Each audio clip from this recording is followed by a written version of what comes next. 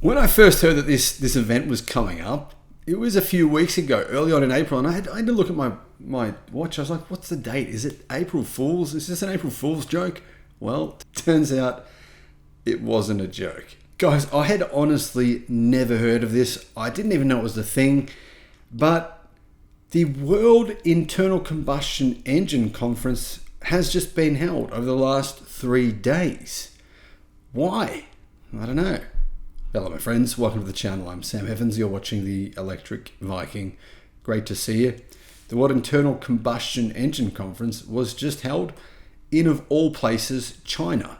So the very week they hold this, EV sales hit 50% in China, record, 50.4% between, I believe, April the 1st and about April the 18th, EV sales hit 50.4%, a new record. So these people sitting at this conference, what could they possibly be thinking? Are they really putting their heads in the sand and putting them in, putting earplugs in as well, so they really can't hear what's going on in the real world? From April the 19th to the 23rd, the World Internal Engine Conference was held in China, of all places. Nearly 40 so-called academics from China and abroad, as well as so-called scientists, entrepreneurs, and technologists, whatever that means, from more than 20 countries came together to discuss the future development of internal combustion engines in the context of emissions reduction. It's called an electric car, guys. That's what I would have just walked in there and said, guys, conference over.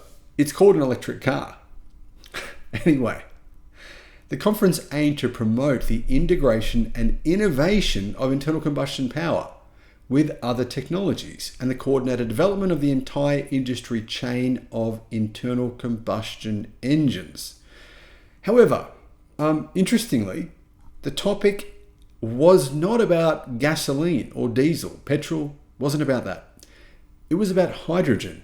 Apparently, they're going to move on from having internal combustions burn gasoline and burn diesel. They're going to burn hydrogen instead.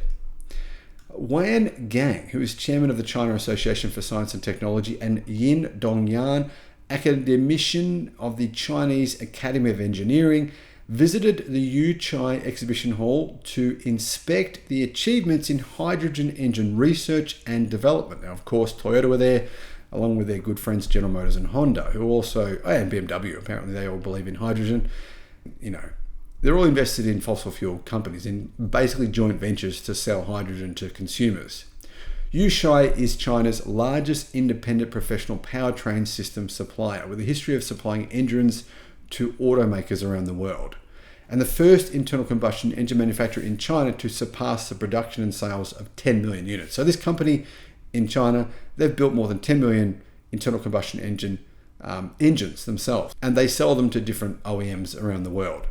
But they're saying, you know what, the future is not EVs, the future is hydrogen. Lin Tiyan, chief engineer of the group, presented a report about its hydrogen engine technology at the conference. Now, of course, Toyota fully believe in hydrogen engines. They have a Toyota Yaris that they've been using to race in actual, racing tournaments, which burns hydrogen. It's simply like an internal combustion engine, but these hydrogen powered engines, they run incredibly hot, and as a result that engine has just completely melted down. It's sort of like Fast and the Furious, or it's sort of like Fast and the Furious, where you press the go button and you just pour as much nitrous into the engine as you possibly can before it gets to the point of melting down. But sometimes it just melts down because you went too hot. That's the thing with hydrogen engines. They get very hot. They run extremely lean. It was reported that Yuchai, which has made significant breakthroughs in hydrogen engine research, development and deployment, attracted wide attention from the industry at this conference. During the presentation, Mr. Lin introduced China's first commercial vehicle, a hydrogen engine, and elaborated on the fact that Yuchai adheres to an innovation-driven development strategy that focuses on traditional and new energy, whatever that means. Now, Car News China has reported on all of this. They're saying that through technological upgrades, product upgrades, and manufacturing upgrades, Yuchai has overcome technical challenges, creating numerous first-of-its-kind power products in the fields of traditional fuel power. Basically, they're saying they have this new hydrogen engine. It is so good that, you know what, forget your EV plans. They've got nothing on this new hydrogen engine. This is really the future. And internal combustion is the future because it will be powered by hydrogen.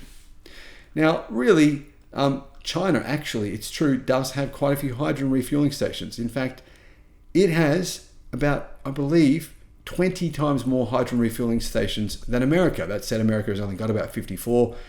China has over 1,000. But people don't really buy hydrogen cars, powered cars in China. They're predominantly for trucks and, you know, longer haul type vehicles. Even then though, a lot more electric trucks are sold than hydrogen powered trucks. Very, very small numbers. But, you know, these hydrogen diehards, these fossil fuel diehards, they're trying to keep it alive. Other leaders, experts, guests and customers attend the conference and they express their strong interest and support for hydrogen engine technology, which, you know, they can clearly see a way to profit from this. So they're big supporters of it. They say that hydrogen engines have leading advantages over electric cars, but they didn't say what those advantages actually were.